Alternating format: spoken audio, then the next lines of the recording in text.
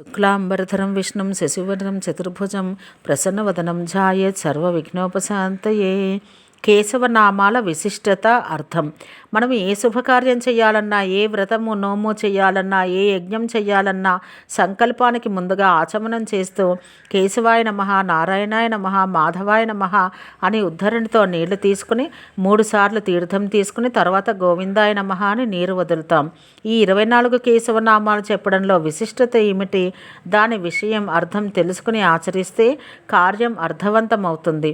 ఏదైనా దాని విశిష్టత తెలుసుకుని చేస్తే ఆ కార్యం పైన ఎక్కువ భక్తి శ్రద్ధలు ఏర్పడి మనసులో దానిపైన పరిపూర్ణమైన విశ్వాసం కలుగుతుంది.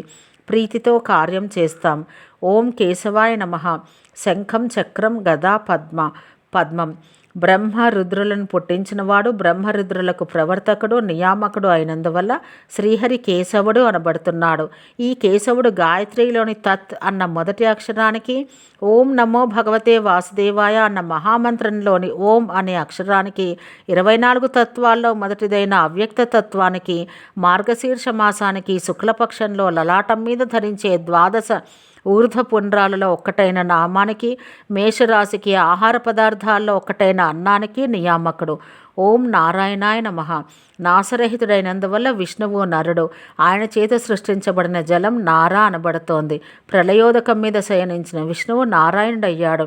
ఈయన వాసుదేవ మహామంత్రంలోని నా అక్షరానికి, గాయత్రిలోని సా అన్న అక్షరానికి, మహత్తత్వానికి, పౌష్యమాసానికి, శుక్లపక్షంలో ఉదరం మీద ధరించే నామానికి, వృషభ రాశికి, పరమాన్నానికి, ప్రాతకాలానికి నియామకుడు.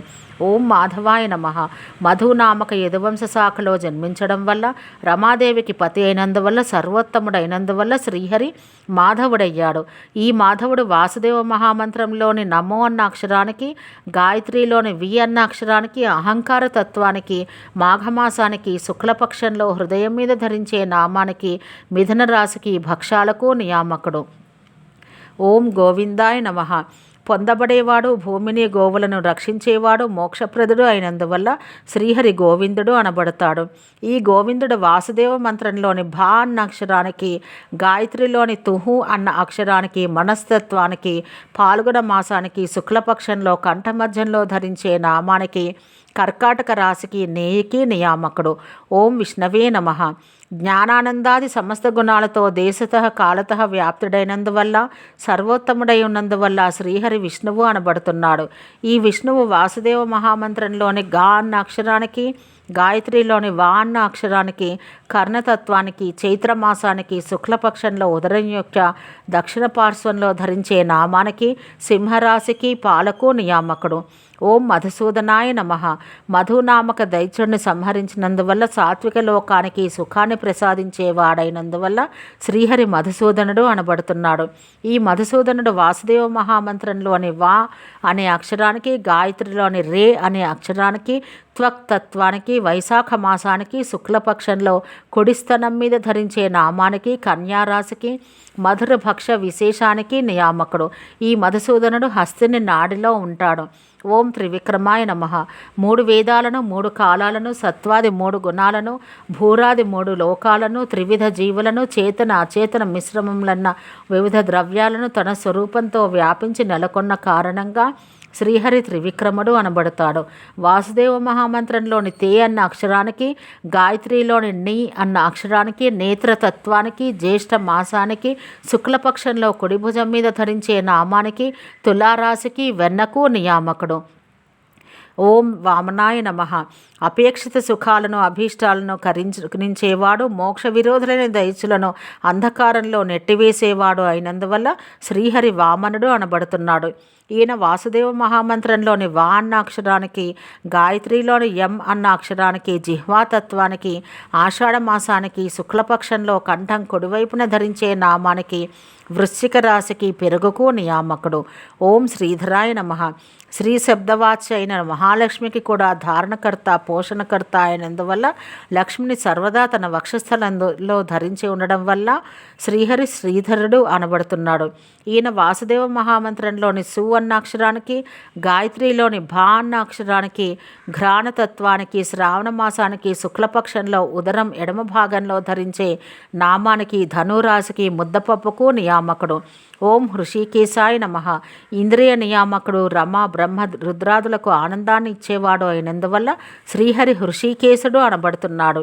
ఈయన వాసుదేవ మహామంత్రంలోని దే అన్న అక్షరానికి, గాయత్రిలోని ఋగో అన్న అక్షరానికి, వాక్తత్వానికి, భాద్రపద మాసానికి, శుక్లపక్షంలో ఎడమ భుజం మీద ధరించే నామానికి, మకర రాశికి, ఆకుకూరలతో తయారు చేసిన పదార్థాలకు నియామకుడు. ఓం పద్మనాభాయ నమః. నాభిలో పద్మాన్ని కలిగినవాడు, భక్తుల మనసులో ప్రకాశించేవాడు, సూర్యకాంతి వంటి కాంతి కలిగినవాడు అయినందువల్ల శ్రీహరి పద్మనాభుడు అనబడుతున్నాడు. ఈయన వాసుదేవ మహామంత్రంలోని వా అన్న అక్షరానికి, గాయత్రిలోని దే అన్న అక్షరానికి, పాణితత్వానికి, ఆశ్వయుజ మాసానికి, శుక్లపక్షంలో కంఠం ఎడమ భాగంలో ధరించే నామానికి, కుంభరాశికి, కూరగాయలతో తయారు చేసే పదార్థాలకు నియామకుడు. ఓం దామోదరాయ నమః. యశోద చేత పొట్టకు బిగించబడిన తాడుగలవాడు, ఇంద్రియ నిగ్రహం కలిగిన ఋషులతో క్రీడించేవాడు, దానశీలులకు ఆనందాన్నిచ్చేవాడు, దైత్యులకు దుఃఖం కలిగించేవాడు, దయాయుక్తులైన జీవులతో క్రీడించేవాడు అయినందువల్ల శ్రీహరి దామోదరుడు అనబడుతున్నాడు. ఈయన వాసుదేవ మహామంత్రంలోని యా అన్న అక్షరానికి, గాయత్రిలోని వా అన్న అక్షరానికి, పాదతత్వానికి, కార్తీక మాసానికి, శుక్లపక్షంలో మెడపైన ధరించే నామానికి, మీనరాశికి, అన్ని రకాల పుల్లని పదార్థాలకి నియామకుడు. ఓం సంకర్షణాయ నమః. భక్తుల చిత్తాన్ని ప్రాపంచిక విషయాల నుండి మరలించి వైరాగ్య భావాన్ని కరుణించేవాడైనందువల్ల శ్రీహరి సంకర్షణుడు అనబడుతున్నాడు. ఈయన గాయత్రిలోని సా అన్న అక్షరానికి, పాయుతత్వానికి, కృష్ణపక్షంలో నుదుటిపై ధరించే నామానికి, ఆమ్ల మిశ్రమాలు కాని పదార్థాలకి, మనోమయ కోశానికి, క్షత్రియ వర్ణానికి, స్త్రీ శరీరానికి, ఋతు సామాన్యానికి, రుద్రునికి, మధ్యాహ్న శవనానికి, అవేశ రూపాలకు, రాజస ద్రవ్యాలకు, త్రేతాయుగానికి, శరదృతువుకు నియామకుడు. ఓం వాసుదేవాయ నమః. త్రిలోకాలకు ఆవాస స్థానమైన వాడు, సర్వాంతర్యామి, సర్వశక్తుడు, సర్వచేష్టకుడు, సర్వాభీష్టప్రదుడు, యోగ్య జీవులకు ముక్తిని అనుగ్రహించేవాడు, వసుదేవసుతుడు అయినందువల్ల శ్రీహరి వాసుదేవుడు అనబడుతున్నాడు. ఈయన గాయత్రిలోని ధీ అన్న అక్షరానికి, ఉపస్థిత తత్వానికి, కృష్ణపక్షంలో ఉదర మధ్యంలో ధరించే నామానికి, పంచదారకు, బెల్లానికి, బ్రాహ్మణ వర్గానికి, పురుష శరీరానికి, సాయం శవనానికి, అవతార రూపాలకి, శుభద్రవ్యాలకి, కృతయుగానికి, హేమంత ఋతువుకి నియామకుడు. ఓం ప్రద్యుమ్నాయ నమః. అసదృశ్యమైన కాంతి, యశస్సు కలిగి ఉన్నందువల్ల శ్రీహరి ప్రద్యుమ్నుడు అనబడుతున్నాడు. ఈయన గాయత్రిలోని మా అనే అక్షరానికి, శబ్దతత్వానికి, కృష్ణపక్షంలో హృదయ భాగంలో ధరించే నామానికి, వడపప్పు మొదలైన పదార్థాలకు, వైశ్యవర్ణానికి, స్త్రీ శరీరానికి, అయనానికి, ప్రాతఃసవనానికి, లీలారూపాలకు, పీతవర్ణ ద్రవ్యాలకు, ద్వాపర యుగానికి, వర్ష ఋతువుకు నియామకుడు. ఓం అనిరుద్ధాయ నమః. ఎవరి చేత నిరోధించబడినవాడు, సర్వశక్తులు గుణపూర్ణుడు, మనసుతో సంపూర్ణంగా తెలియబడనివాడు, జ్ఞానుల మనసుల్లో ధ్యానంతో బంధించబడేవాడు, వేద విరుద్ధ ఆచార నిరతులను సంహరించేవాడు అయినందువల్ల శ్రీహరి అనిరుద్ధుడు అనబడుతున్నాడు. ఈయన గాయత్రిలోని హి అన్న అక్షరానికి, స్పర్శతత్వానికి, కృష్ణపక్షంలో కంఠ మధ్య భాగంలో ధరించే నామానికి, చేదు పదార్థాలకు, శూద్రవర్ణానికి, అన్నమయ కోశానికి, భోగ్య వస్తువులన్నింటికీ, ఆబ్దానికి, నల్లని ద్రవ్యాలకు, కలియుగానికి, గ్రీష్మ ఋతువుకు నియామకుడు. ఓం పురుషోత్తమాయ నమః. దేహనాశం గల సర్వజీవులు క్షరపురుషులు, ఏ విధమైన నాశనము లేని అప్రాకృత శరీరం గల శ్రీ మహాలక్ష్మీదేవి అక్షర పురుష. ఈ ఉభయ చేతనుల కంటే సర్వోత్తముడైనందువల్ల శ్రీహరి పురుషోత్తముడు అనబడుతున్నాడు. ఈయన గాయత్రిలోని ధీ అన్న అక్షరానికి, రూపతత్వానికి, కృష్ణపక్షంలో ఉదరం కుడి భాగం మీద ధరించే నామానికి, ఇంగువ, ఏలకులు, ఆవాలు, కర్పూరాలకు నియామకుడు. ఓం అధోక్షజాయ నమః. ఇంద్రియ నిగ్రహం కలిగిన వసుదేవాదుల మధ్య ప్రాదుర్భవించిన వాడు, నిత్య జ్ఞానస్వరూపుడు, అక్షయ కుమారుడిని సంహరించిన హనుమంతుడి చేత తెలియబడేవాడు అయినందువల్ల శ్రీహరి అధోక్షజుడు అనబడుతున్నాడు. ఈయన గాయత్రిలోని యో అన్న అక్షరానికి, రసతత్వానికి, కృష్ణపక్షంలో కుడిస్తనం మీద ధరించే నామానికి, పాలకు, పానకం, మజ్జిగకు, పచ్చి పులుసుకు నేతితో నూనెతో వేయించిన పదార్థాలకు నియామకుడు. ఓం నారసింహాయ నమః. నరుడిలాగా సింహంలాగా ఉభయాత్మకమైన శరీరం కలిగి ఉన్నందువల్ల శ్రీహరి నారసింహుడు అనబడుతున్నాడు. ఈయన గాయత్రిలోని యో అన్న అక్షరానికి, గంధతత్వానికి, కృష్ణపక్షంలో కొడిభుజం మీద ధరించే నామానికి, బూడిద గుమ్మడికాయ, నువ్వులు, మినుములతో తయారు చేసిన వడియాలు మొదలైన పదార్థాలకు, ఈశాన్య దిక్కుకు నియామకుడు. ఓం అచ్యుతాయ నమః. శుద్ధ జ్ఞానానందాలే దేహంగా కలవాడు, సకల గుణ పరిపూర్ణుడు, సత్య సంకల్పుడు అయినందువల్ల, సర్వదా పూర్ణకాముడు, దోషరహితుడు అయినందువల్ల శ్రీహరి అచ్యుతుడు అనబడుతున్నాడు. ఈయన గాయత్రిలోని నహ అన్న అక్షరానికి, ఆకాశతత్వానికి, కృష్ణపక్షంలో కంఠం కుడివైపున ధరించే నామానికి, ఉద్దిపప్పుతో తయారు చేసే వడ మొదలైన వాటికి నియామకుడు.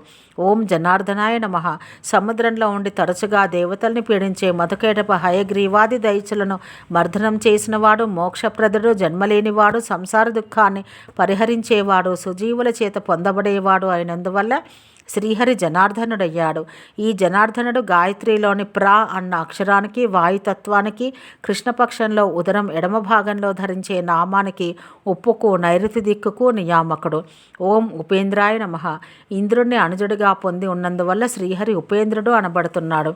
ఈ ఉపేంద్రుడు గాయత్రిలోని చో అన్న అక్షరానికి, తేజోతత్వానికి, కృష్ణపక్షంలో ఎడమ స్థనం మీద ధరించే నామానికి, అరటిపండు, కొబ్బరికాయ మొదలైన ఫలాలకి, వాటి రసాలకి, తూర్పు దిక్కుకు నియామకుడు. ఓం హరయే నమః. భక్తుల పాపాలను పరిహరించేవాడు కావడం చేత నారాయణుడు హరి అనబడుతున్నాడు. ఈ హరి గాయత్రిలోని దా అన్న అక్షరానికి, అపోతత్వానికి, కృష్ణపక్షంలో ఎడంభుజం మీద ధరించే నామానికి, తాంబూలానికి నియామకుడు. ఓం కృష్ణాయ నమః. సృష్టి స్థితి సంహార నియమనాదుల వల్ల సకల జగత్తును తనలోకి లాక్కునేవాడు, పూర్ణానంద స్వరూపుడు, నీలవర్ణ దేహకాంతి కలవాడు అయినందువల్ల శ్రీహరి కృష్ణుడు అనబడుతున్నాడు. కృష్ణుడు గాయత్రిలోని యాత్ అన్న క్షేత్రానికి, పృథ్వీతత్వానికి, కృష్ణపక్షంలో మెడ మీద ధరించే నామానికి, తాగే నీటికి, దైహిక కర్మకు నియామకుడు. ఓం సహనావవతు సహనౌ భునత్తు సహ వీర్యం కరవావహై తేజస్వినావధీతమస్తు మా విద్విషావహై. ఓం శాంతి శాంతి శాంతి.